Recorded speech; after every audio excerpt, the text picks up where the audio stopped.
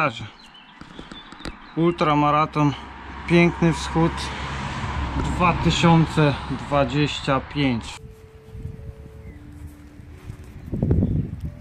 Cześć, siemanko, Woron Kolarzyna wita Was z samego początku, czyli przy odebraniu pakietu startowego. Znowu wracamy do Parczewa, gdzie widzę stadion pięknie odnowiony. Mamy pięknie odnowiony stadion. Fajnie, fajnie. Numer 31 tym razem mamy z parczewskim herbem jakiś Ibaraszung. Powiem Wam, że pierwszy raz startując w jakimś tam ultramaratonie mam delikatny stresik, ale to chyba dlatego, że wreszcie dociera do mnie, że marzenia niektóre się mogą spełniać, których nie myśleliśmy, że uda się spełnić. Czuję też trochę presję, którą sam sobie chyba narzucam przez to, że będąc kolarzem, amatorem, sportowcem, nie wiem czy mogę się tak nazwać, kurczę, jestem coraz lepszy. Dzięki temu kanałowi odkrywam swoją chorobę jeszcze bardziej. Dostaję wiadomości chociażby wczoraj wieczorem od Was o inspiracji, że szukacie, że ciśniecie, nie poddajecie się. Cały czas uczę się sprzętu, treningu swojego ciała i miejmy nadzieję, że sprzed 2 lat wynik 26,5 godziny zostanie przeze mnie pobity, ale to emocje opadną już na miejscu jutro ze startu. Widzimy się jutro. W tym roku obrałem trochę inną taktykę, jeśli chodzi o przyjazd na zawody. Było to 2 dni wcześniej, nie tak jak zawsze dzień wcześniej, a to z tego względu, że w tamtym roku na czasówce w Pniewach byłem niedaleko swojej rodzinki i tam udało mi się przenocować 2 noce wcześniej i powiem Wam, że to był strzał w dziesiątkę, bo człowiek był bardziej wypoczęty, nie był zestresowany tym, że zaraz musi wstać i jechać gdzieś tam mimo podróży iluś tam kilometrowej, gdzie w tym miejscu pozdrowię Witka i on, pamiętam, z Ryk przyjechał bodajże, wystartował o 4 rano, żeby wystartować o 14, więc hardkorowo, a tak Woron Kolarzyna na spokojnie sobie wystartował parę dni wcześniej. Noc jakby nie było, jak to zawsze bywa, no była taka z otwartymi oczami, ale to tylko dlatego, jak wspomniałem, że marzenia się spełniają i czuję się takim trochę sportowcem w swojej dziedzinie, może nazwijmy to, i dlatego nakładając sobie presję przez swoje cele, ale to jest zdrowa presja, to nie jest taka, że ja muszę coś zrobić, wygrać, coś tego typu, tylko udowadniam sobie, że mogę i dzięki temu pomagam też, miejmy nadzieję, Wam. Tu będzie prawdopodobnie jutro start. No i co? Troszkę się tu pozmieniało przez 2 lata, ale to chyba dobrze, nie? Idziemy chyba jeszcze na stanowisko, gdzie będą prawdopodobnie, tak mi się wydaje, GPS-y. Tutaj prawdopodobnie będą GPS-y, a tutaj nie wiem co będzie, ale będzie fajnie. Mi podoba się w tych naszych amatorskich ściganiach, że adrenalina, mimo że gramy o pietruszkę, robi swoje i założyłem sobie jakieś cele, taktykę na ten rok i mam nadzieję, że uda mi się to zrealizować i pobić magiczną, myślę, że przy 500 liczbę, jaką jest doba, i druga chyba taka magiczna liczba to jest 20 godzin, ale do 20 godzin to Woronowi, mimo że po tylu latach testowania sprzęt uważam, że mam naprawdę bardzo, bardzo dobrze dobrany, który jak ktoś ma mocną nogę, mógłby troszkę pomieszać. Tak, będziecie się śmieli, bo to tylko Fujikson, a to nie tylko Fujikson, więc Zobaczymy, jak to będzie. Ja jadę teraz przygotować naklejeczki na jakiś obiadek. Zobaczymy, jak w hotelu przyjmie Bebzon ten obiadek. No i co? Widzimy się gdzieś tam, zaraz, gdzieś może na mecie, na starcie, nie wiem. Każdy z nas zawsze, jak myśli o takich wyścigach, startach, to chciałby się wykazać, pokazać, sprawdzić. I w pewnym sensie zawsze każdego marzeniem jest wygranie lub znalezienie się na pudle, ale tym razem Woron Kolarzyna musiał przełknąć smak goryczy, bo niestety spotkał mnie mały defekt. Trochę też mojej winy w tym, że nie pojechałem dalej, ale finalnie bardzo się z tego cieszę, że tak wyszło, jak wyszło i podjąłem taką decyzję. Mam tu zapisane marzenia, także no tu już wam wspomniałem o tym, że każdy amator właśnie ma marzenie, żeby ukończyć taki wyścig, dojechać i zdobyć jakąś pamiątkę. No w tym wypadku dostałem medal tylko ze względu na to, jak to pan Włodek powiedział, że szkoda, żeby go przetopił.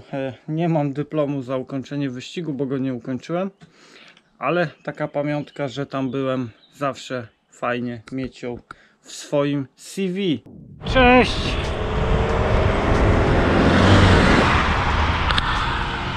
Pierwsza relacja z trasy.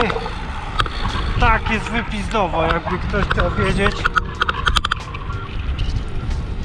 Rano było 7 stopni, znaczy nawet 6 przy wyjeździe, także nie sympatycznie, ale sobie drogę wybrałem, żeby mówić. Na razie pierwsze założenia, jestem mega zadowolony, jadę swoje, chłopaki od razu się odcięli. No, jak są mocni albo zdrowi, to się nie dziwię. Dojeżdżamy do Łęcznej. W tej chwili mamy 43 km i bardzo fajną średnią. Woron Kolarzyna, jadąc z wiatrem, coś tam może pokręcić. Dobra, z racji tego, że jestem w długich rękawiczkach, mega ciężko się kameruje. Także do następnego. Jeśli chodzi o następny punkcik, mamy przygotowanie. No jeśli chodzi o przygotowanie, to zwiążemy to razem z wynikiem. Jeśli chodzi o moje przygotowanie, to jak śledzicie Worona Kolarzynę, to wiecie, że ma szczęście takie, że trenuję w Alpach. No w Alpach, no 50 km od Alp to uważam, że to są już Alpy, bo 2 godzinki i już jestem na tych dużych góreczkach. Więc jak najbardziej mogę to nazwać góry duże, wysokie, bo nawet na tym płaskowyżu, którym jestem, on tam jest na wysokości 500 metrów, są naprawdę ciekawe górki wzniesienia i nie jest lekko. Także połączę to z wynikiem, czyli dojechanie do 3. punktu, do Cycowa, tam był 314 km. Bardzo mnie zaskoczyło to, że jadąc kategorię Open, Woron zawsze jedzie i tak solo, bo nikt się gdzieś tam do mnie nie przykleja, bo albo jadę za wolno, zazwyczaj jadę za wolno, zazwyczaj jest tak, że jadę solo, więc jedynie biorę na takich dystansach kategorię Open ze względu na to, że zawsze to w nocy jest łatwiej w razie W komuś pomóc i przykleić się do kogoś i wspólnymi siłami jakoś dojechać do mety. Wolę jednak i tak solo, bo nie umiem jeździć w grupie, nie mam doświadczenia, bo zawsze jeżdżę sam, więc dlatego wybieram taką wersję, jaką wybieram, chociaż przed wyścigiem zgadaliśmy się, że Marcin dogoni mnie wcześniej niż na pierwszym punkcie. I proszę Państwa, kolega 15 minut po mnie pojechał. No i zrobił to, kurde.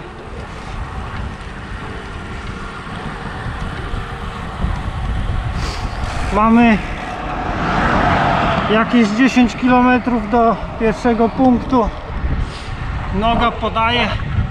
Woron Kolarzyna nawet zjadł bułeczkę. Także jest zajebiście. Średnią, co my tu mamy? Trochę spadło, ale jest ok, 28.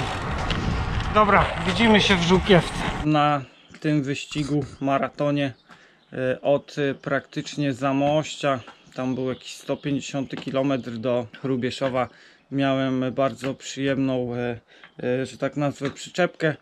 Jechał za mną kolega z Krakowa, tak, z Krakowa. Nie przeszkadzało mi w ogóle, że jechał za mną, jeśli umiał zachować odstęp i gdzieś tam nie wjechać, nie liznąć mi koła, to mi to nie przeszkadzało i bardzo fajnie mi się jechało, bo miałem towarzysza, a i tak jechałem swoim tempem, więc było wszystko ok. No i mamy przystaneczek 115 km. Nie jest najgorzej. Forum daje radę. Mamy 4 godzinki, 115 km, 112 km, średnio 28. No, średnie tętno jeszcze nie jest super, ale będzie lepiej. No i ciśniemy, 399 w promocji mamy do końca. Lecimy. Będę miał możliwość kamerowania, to będziemy się widzieli dalej. Pobiłem praktycznie rekordy powyżej 80 km. Wezmę sobie ściągawkę i nie będzie z kart. Pobiłem swoje rekordy na większości długich dystansów. Mówimy tutaj właśnie o jakiegoś screena mam. Jest. Mówimy tu o rekordach na dystansie 80 km, 90, 100, 100 mil, 180 km. Tu mogę wam powiedzieć od razu, że był rekord na 200, na 300. Także do końca, jak dojechałem te 314 km, to rekordy na tych długich dystansach zostały pobite i może na 100 km tam było jedynie chyba o 2 czy 3 minuty. Ale na dystansie 200 km było tam ponad 20 minut, więc to już uważam, że bardzo dobry wynik. Na 300 nie pamiętam jaki był stary wynik, ale finalnie wyszło jakieś 12 godzin, więc uważam też, jeśli chodzi o siebie i właśnie przygotowanie w tym sezonie, za bardzo dobre, bo może to zabrzmi śmiesznie, ale pierwszy raz w tym roku jechałem dystans tak płaski. Nie wiem, czy znacie przysłowie o miejscowościach Nielisz, Niemce, Cyców. To w Nieliszu właśnie jesteśmy, w Cycowie będziemy dopiero. Widzę w lusterku, że jakaś ekipa jedzie. Spróbujemy ich sfilmować. A na marginesie mamy 133 km.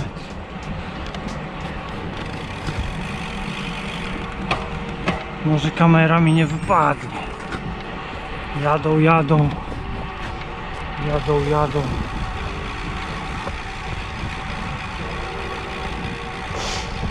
Coś tam widać, że jadą.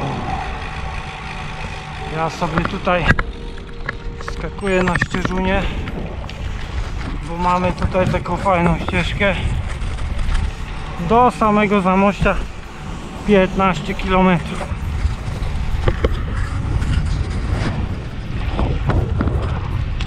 No, ekipa jedzie za mną. No co, poświęcimy się, nie? To się kameruje w końcu. Moim celem na chwilę obecną jest zrobienie 200 km do Hrubieszowa w czasie 8 godzin. Jest to spokojnie realne do zrobienia, mimo że teraz wiatr nie będzie pomagał.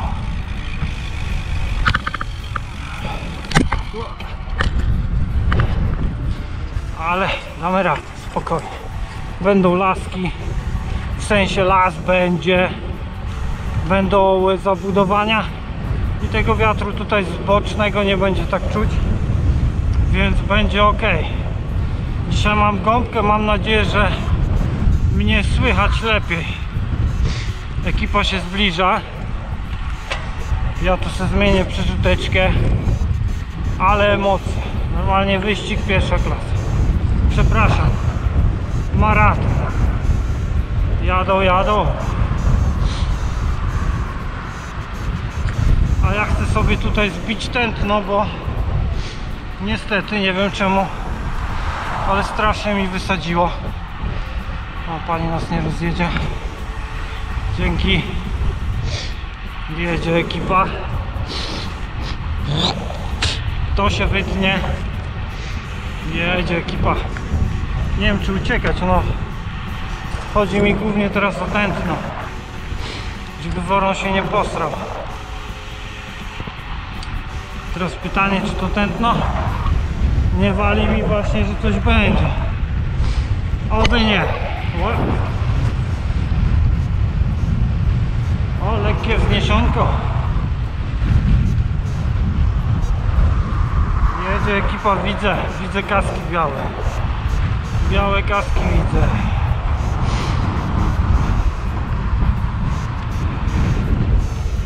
No nie mogą worona dogonić, jak to tak.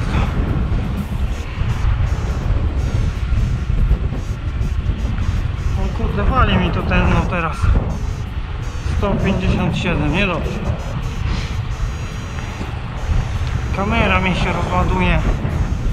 Czemu mnie nie doganiają?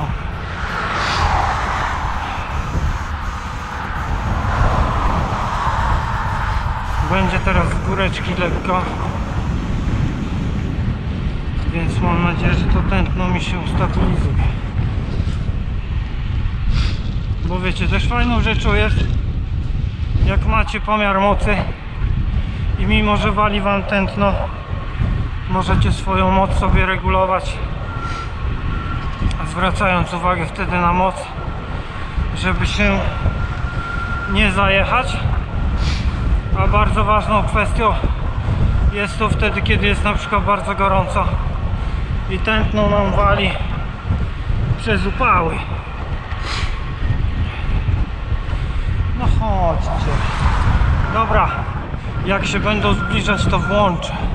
Co mam na myśli? Płaski, już wam mówię. Jak popatrzymy sobie na wynik tego wyścigu i statystyki, to co dla worona oznacza płaskość? O, nawet nie 114 przejechałem, tylko 309. Płaskość mam na myśli 300 km i 1600 przewyższeń, gdzie tam gdzie jestem, takie przewyższenia spokojnie mogę zrobić na 100 km, dlatego mówimy tu o płaskości. Jedni jadą szosą po szosie, a drudzy jadą szosą po ścieżce.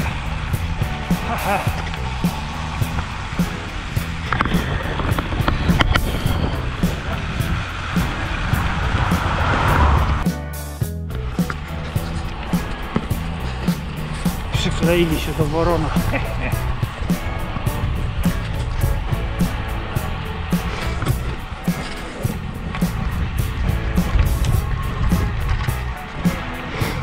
Tam jeden pociąg, a z tyłu drugi.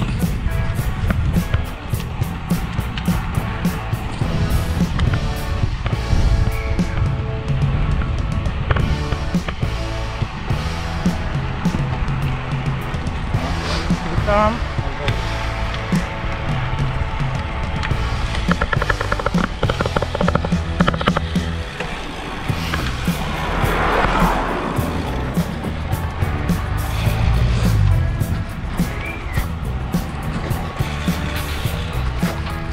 Także był defekt. Jeśli chodzi o defekt, to zeszło mi powietrze na tyle, że dopiero gapnąłem się, oczywiście jeżdżę na mleku, na tublesie,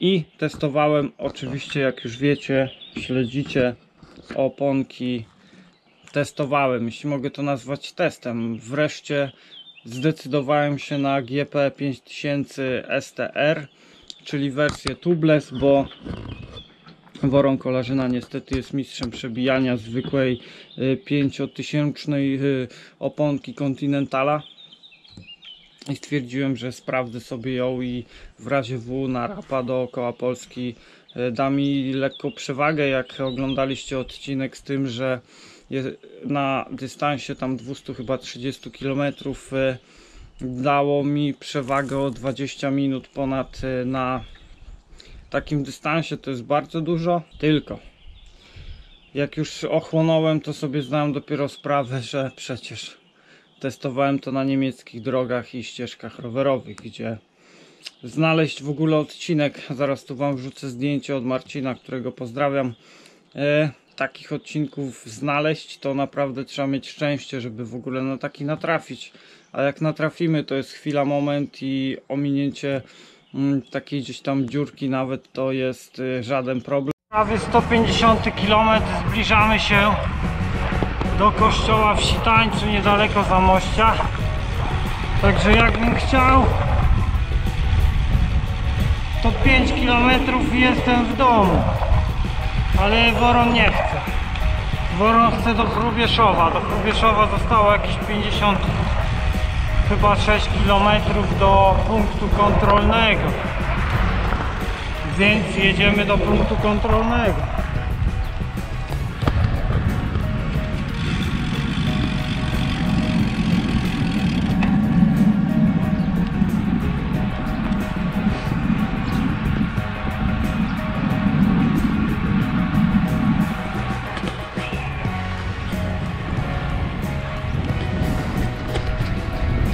A nie na kilkukilometrowych odcinkach, gdzie taka droga była. No i prawdopodobnie kojarzę ten moment, kiedy to się stało, ale nie było to na tyle zauważalne od razu, żebym się zatrzymał i gapnął się, że zrobiła się dziurka. Dopiero gapnąłem się, jak jadąc na Lemontce, troszkę mnie, tak jakby to powiedzieć, bujało i nie mogłem do końca utrzymać się normalnie równowagi. I też bardzo mnie zdziwiło, że mimo mocy, jakie generowałem, śledząc gdzieś tam parametry, wjeżdżając pod górkę, no było coś nie tak.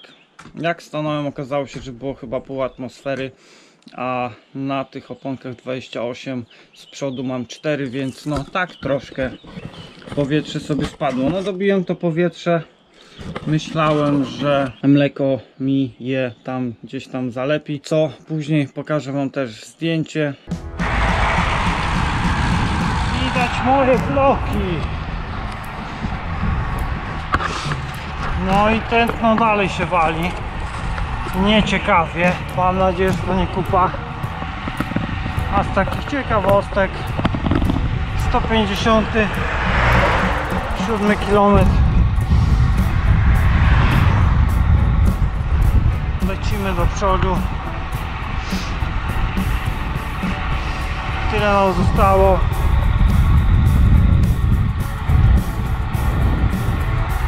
Skromne 354 km. I jest i Zamość.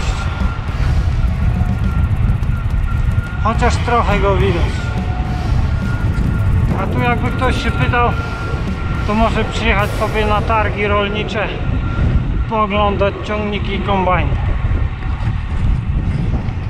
Okazało się, że to mleko zrobiło się wodą, więc nie miało prawa zalepić. Także to mleko, które kupiłem ostatnio na zakupkach, niestety będę musiał z czystym sumieniem je wyrzucić. I w tym momencie wróciłem do swoich pancerniaków All Season z GP 5000 i zalałem mlekiem, które zalewałem do tej pory. Dlaczego powiedziałem wcześniej, że troszkę moja wina, jeśli chodzi o tą dziurkę i mogłem jechać dalej? I znowu wracamy do zakupków. Na zakupkach kupiłem sobie zestaw do tubelessów, gdzie tak jak w samochodzie możemy sobie je zalepić tymi włosami. I tutaj muszę wam powiedzieć, że największy błąd był taki, że ja tego wcześniej nie robiłem i jak się okazało, mogłem założyć normalnie dętkę, pojechać dalej. Cześć, dzień dobry, witamy z Hrubieszowa. 208 km. Wyobraźcie sobie, że Woron zrobił to w niecałe 8 godzin. Netto wyszło jakieś 7,5. Średnia jest coś koło 27. Ale wejdziemy teraz na stronę. Zobaczymy. Zobaczymy tutaj sobie. O jest, już 275. A Woron dopiero w Chrubielowie.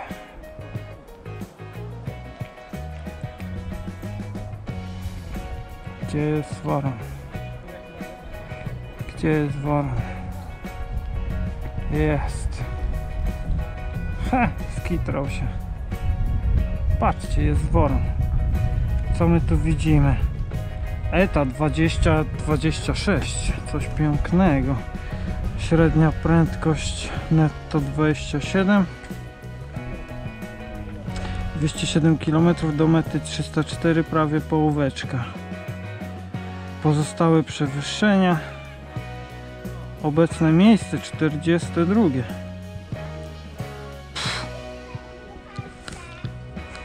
To aż niemożliwe. Także kurczę, jest dobrze, jest dobrze. Muszę teraz trochę odetchnąć. Wzięliśmy magiczną tableteczkę. Chwilę poczekamy. Może jakieś siku i lecimy dalej. Jakaś relacja później z trasy. Dziurka była na tyle w takim newralgicznym punkcie, że była na granicy tak jakby głównej warstwy opony i bocznej ścianki, i robiąc dziurę pod tego włosa, niestety opona się rozdarła. W ogóle to mleko prawdopodobnie, gdyby było to, które używałem do tej pory, nawet bym się nie gapnął z doświadczenia, że mam tą dziurkę i dojechałbym pewnie do końca wyścigu, ale niestety tak miało być. Co mi pokazało, że Woron Kolarzyna nie nadaje się do tych opon i będziemy jeździć na naszych AS-ach 32 mm. Teraz sobie jeżdżę tu po Roztoczu, parę kilometrów już zrobione i nie ma takiej dużej różnicy, jeśli chodzi o nierówne drogi. To trzeba podkreślić, nie tak jak tam zrobiłem te testy na prostych asfaltach i no wiadomo jaki tego efekt. Jeśli chodzi o organizację, no tu pan Włodek oczywiście, za co muszę podziękować, stara się na ile może. Wygląda to coraz lepiej, z tym, że będzie u mnie jedna uwaga i to niekoniecznie tylko do tego wyścigu, ale też do innych, gdzie przekonując się na własnej skórze, mogę teraz powiedzieć na bank, że na takich wyścigach brakuje nam taksówek. Co mam na myśli, mówiąc o taksówkach? Mamy godzinę 20, jest sobota, w niedużej miejscowości Cyców nie ma taksówek na co dzień. Najbliższa mogła być chyba dostępna z Łęcznej, z Lublina, nie wiem czy w Parczewie jeżdżą, może jakieś tam jeżdżą taksówki w Parczewie, to powiedzmy z Parczewa 50 km od Cycowa.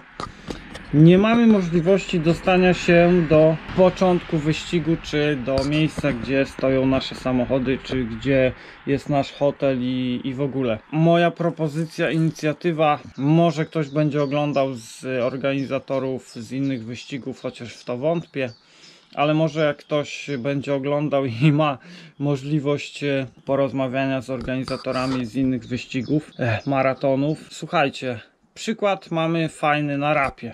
Nie, że będę zawsze chwalił rap, tylko no po prostu rap na tyle ma moim zdaniem wysoki poziom organizacji, że mogę to przytoczyć. Pająk. Mogę śmiało przytoczyć organizację, jaka jest w rapie. Wiadomo, mamy trochę inną specyfikę wyścigu, ale zawsze jedzie samochód przed, zawsze jedzie samochód za. W tym wypadku Remek, organizator, jedzie kamperem za ostatnim zawodnikiem i w razie defektu podwozi nas do najbliższej stacji, miasta, hotelu, nieważne. Ale na tym wyścigu każdy z zawodników nie ma z tyłu głowy tego, że jak będzie jakiś defekt, to nie będzie wiedział, co ze sobą zrobić i jak sobie poradzić, co teraz, jestem w lesie, czy mi się uda znaleźć jakąś pomoc. Tylko mamy zawsze pomoc od organizatora w tym, że chociażby nas zawiezie do hotelu, czy najbliższą stację PKP, czy jakiś przystanku, to zazwyczaj się zatrzymujemy, ale do miejsca, gdzie będziemy mogli uzyskać pomoc lub będziemy mogli sobie przeczekać w jakimś hotelu w ciepłym łóżeczku i później sobie już samemu jakoś radzić. No tutaj moim zdaniem, czy trzeba zbyt dużo?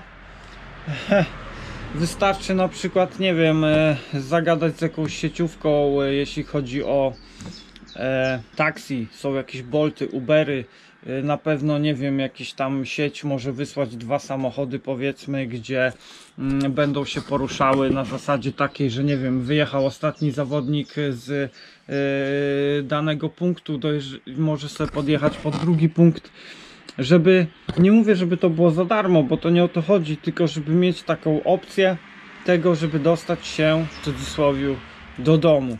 Może to nie jest jakiś tam, kurczę, to nie jest jakiś super wymóg, tylko po prostu jeśli ma być to zabawą, to niech ta zabawa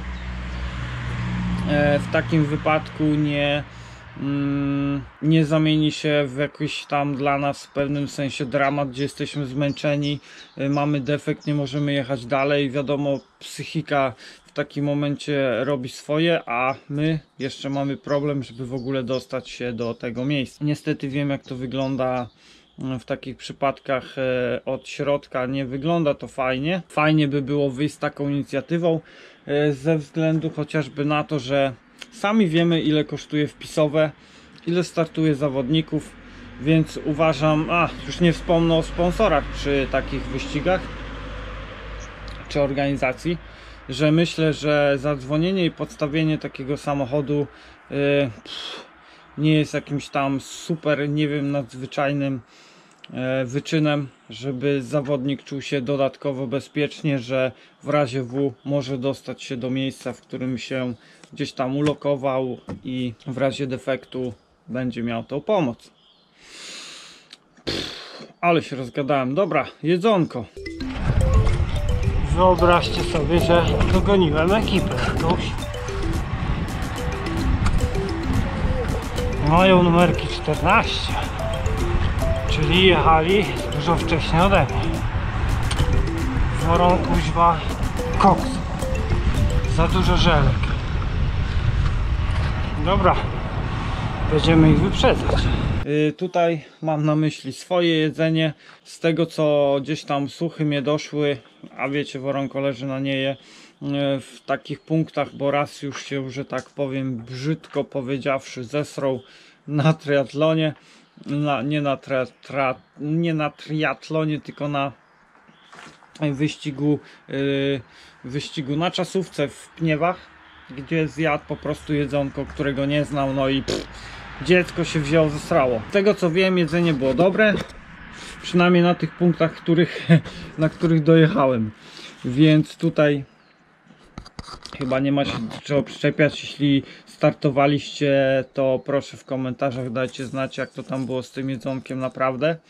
Jeśli chodzi o mnie, to powiem wam tutaj tak pokrótce mój rytuał, czyli 0 kolacji dzień wcześniej, jedzonko na tyle, powiedzmy, węglowodanowe, mimo że u mnie glikogen nie odkłada się tak jak powinien, to starałem się dużo węgli jeść, ale na zasadzie takiej, żeby, to głupio zabrzmi, żeby po tym jedzonku troszkę mnie przeczyściło, żeby mieć jak najmniej później bagażu i mieć jak najmniej problemu na drugi dzień w trakcie wyścigu, więc standardowo obyło się bez śniadania, chociaż przyznam się, że ugryzłem drożdżówkę, ale miałem potem wyrzuty sumienia, że ten gryz może przez to, jak głowa nam działa w takich wydarzeniach, może mi zepsuć wyścig, ale okazało się wszystko ok.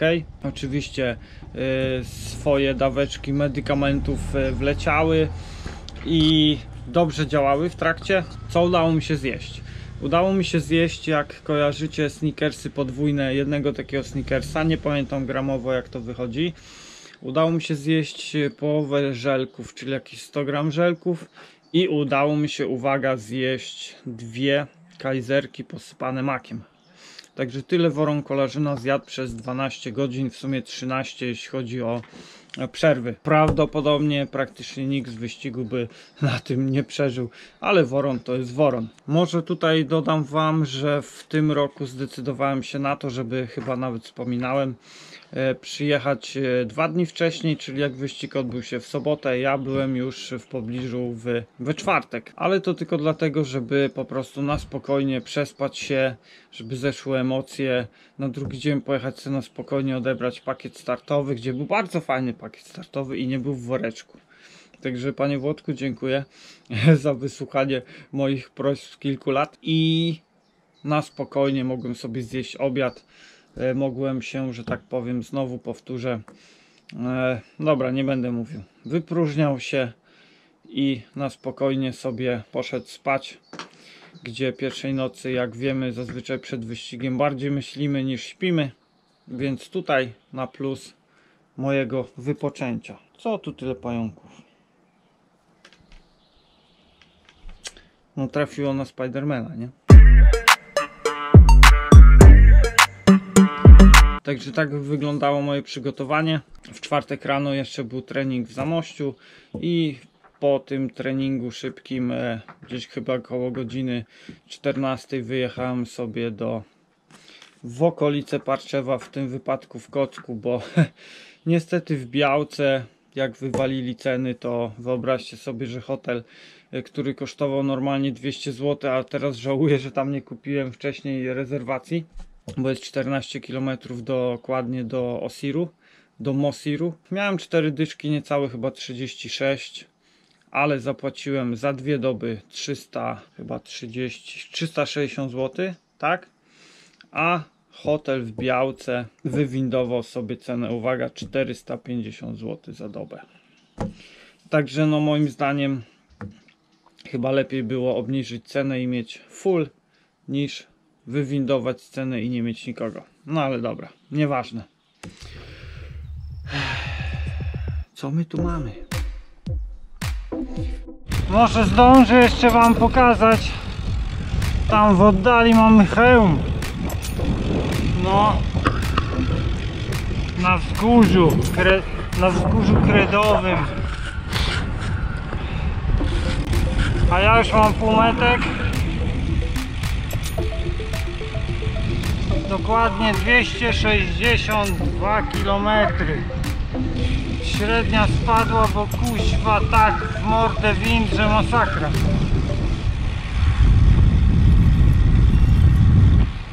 Nie da się jechać.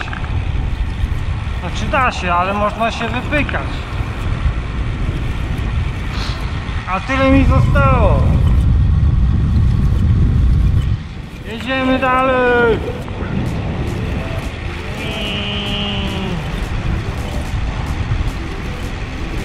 Mamy jeszcze 2 opcje. Mamy kolejne starty i przebieg trasy założenia. Może kontynuujmy przez przebieg trasy i jakie były założenia. Założenie moje było od początku, żeby trzymać się swojej zasady. Tutaj zapraszam was na film, który będzie prawdopodobnie po tym filmie, o moich alertach i o tym, co u mnie w liczniku jest najważniejsze i jakie parametry sprawdzam, żeby jechać w miarę równo, dobrze. No i znowu będę musiał powiedzieć to słowo, żeby mnie nie złapało na trasie. Także tak, przebieg trasy dla mnie topka. Od samego początku jechałem swoim tempem. Tętno mi trochę wywaliło. O, nie powiedziałem wam wcześniej. Udało mi się wypić 2 izotoniki Oshi. Może nie robiły mi super krzywdy, że musiałem się zatrzymywać, ale po każdym łyku gdzieś tam one sobie dawały o sobie znać, ale nie na tyle, żeby mi zaszkodziły. Wypiłem w sumie bodajże 2 litry w sumie płynów, jeśli weźmiemy pod uwagę Oshi i weźmiemy pod uwagę picie, które miałem od samego początku. No i teraz tak, założenie moje było, żeby trzymać się drugiej strefy, w sumie pierwszej strefy w treningu spolaryzowanym, bo w treningu normalnym to jest początek trzeciej strefy. W moim przypadku jest to max 134 puls. Udało się to trzymać prawie przez cały wyścig, chociaż bardziej trzymałem się 140 ze względu na Bebzon, także to nie było tak, że miałem wywalone tętno mocno i nie było kontrolowane, tylko to było w miarę kontrolowane, tylko przez te napoje gdzieś tam mi wywalało to tętno i było ok. Ale drugi parametr, jaki zawsze trzymam, to moc, z jaką jadę, więc to, że wywaliło mi tętno, nie znaczy, że jechałem ponad program, bo kontrolowałem sobie moc, więc tam wszystko się wyrównało. Także moim założeniem było to, żeby jechać równo, nie patrząc na to, jak szybko jadę, tylko to, jak efektywnie jadę. Finalnie, jak zobaczyliście gdzieś tam pewnie urywki, udawało mi się wyprzedzać ludzi, także to był dla mnie bardzo mega pozytywny wyścig. Mimo tego, że nie udało się go ukończyć, to uważam to za najlepszy wyścig, jaki jechałem do tej pory jako Worą Kolarzyna w swojej karierze. No to jest 3. sezon bodajże, czy to już 4? Tak, to jest już 4. sezon, więc w tym momencie jest to mój najlepszy taki występ. Najbardziej dojrzały, najbardziej taki wytrenowany, bo jak porównuję sobie do wcześniejszych lat, w tym momencie przed wyścigiem w Parszewie miałem o 1500 km więcej przejechany w nogach, więc to myślę tyle godzin robi wrażenie. No i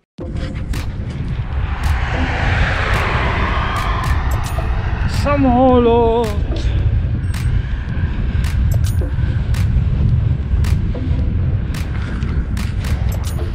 Fudzik jest na tyle stuningowany w tym momencie, że no jest sztos. Jeśli wam powiem, że przez 12 godzin nawet nadgarstek mnie nie zaswędział, czy coś było nie tak, to możecie nie uwierzyć, ale tak było, tak jest. A to dzięki korbie mniejszej, pogaczarowej, 165 mm.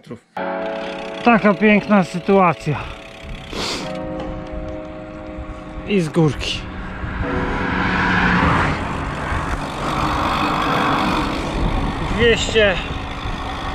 Prawie 77 km.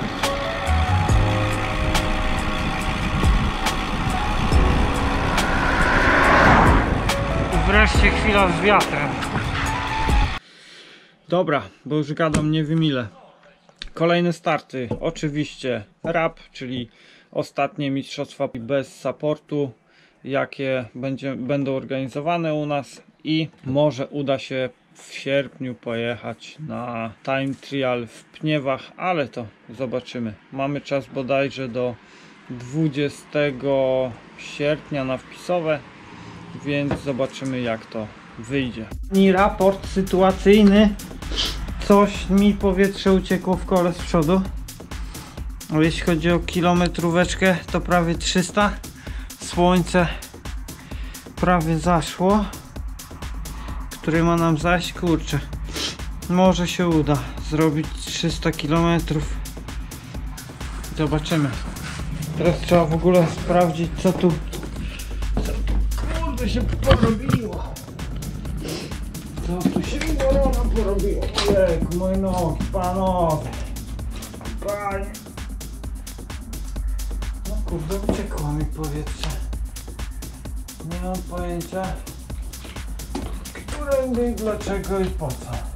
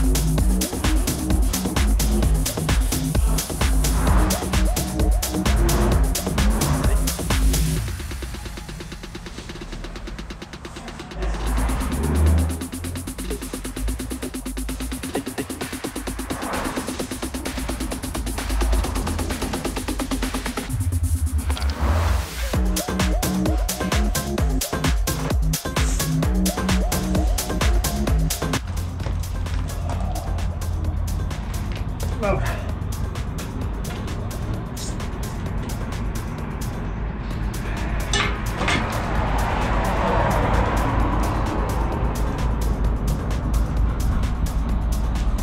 No i co, zobaczymy.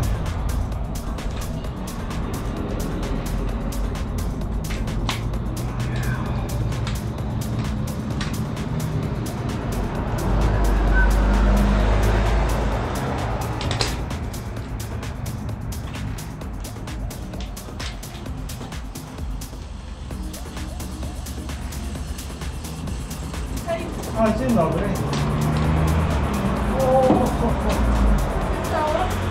A powietrze mi zeszło. O. Także proszę Was teraz, żebyście coś tam poopowiadali w komentarzach, jak to u Was było, jakie miejsca, jaki czas. Czy startowaliście, jakie macie plany na następne starty.